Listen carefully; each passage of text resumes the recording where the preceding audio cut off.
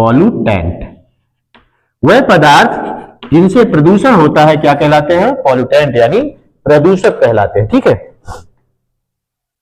ये पॉल्यूटेंट कई आधारों पर इनको क्लासिफाई कर सकते हैं। वातावरण में उपस्थिति या के आधार पर ये दो प्रकार के हो सकते हैं। प्राइमरी पॉल्यूटेंट, वातावरण में पहले से उपस्थित है या बाद में बनते हैं। ठीक है, इस आधार पर दो प्रकार के हो सकते हैं, प्राइमरी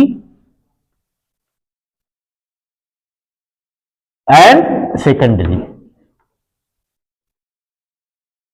यानी प्राथमिक प्रदूषक प्राइमरी पॉल्यूटेंट और सेकेंडरी पॉल्यूटेंट द्वितीयक प्रदूषक। ठीक, तो प्राथमिक प्रदूषक और द्वितीयक प्रदूषक, ये दो प्रकार है प्रदूषकों के। प्राथमिक प्रदूषक पहले से ही वातावरण में रहते हैं। ये वातावरण में पहले से, जैसे कार्बन मोनोऑक्साइड हो गई, CO2 हो गई, SO2 हो गई, SO3 हो गई ना, और नाइट्रोजन की ऑक्साइड हो गया NO2, NO3, ये सब ना, ये सब क्या है? ये प्राथमिक प्रदूषक है। ये कहां? वातावरण में ही, हमारे वातावरण में ही होते हैं। ठीक है, लेकिन जो द्वितीयक प्रदूषण होते हैं वातावरण में शुरू से नहीं होते हैं। ये प्राथमिक प्रदूषकों की वातावरण के विभिन्न तत्वों से क्रिया के फलस्वरूप बनते हैं।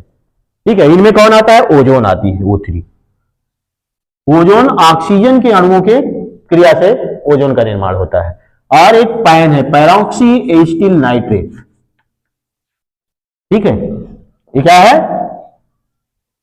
पैन, पैरोक्सी का फुल फॉर्म है पैरोक्सी एसिटिल, एसिटिल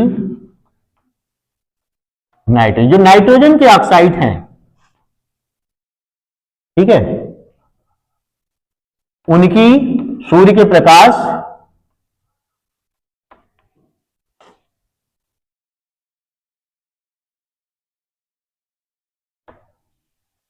की उपस्थिति में उनकी क्रिया होती है और इसे पैरोक्सी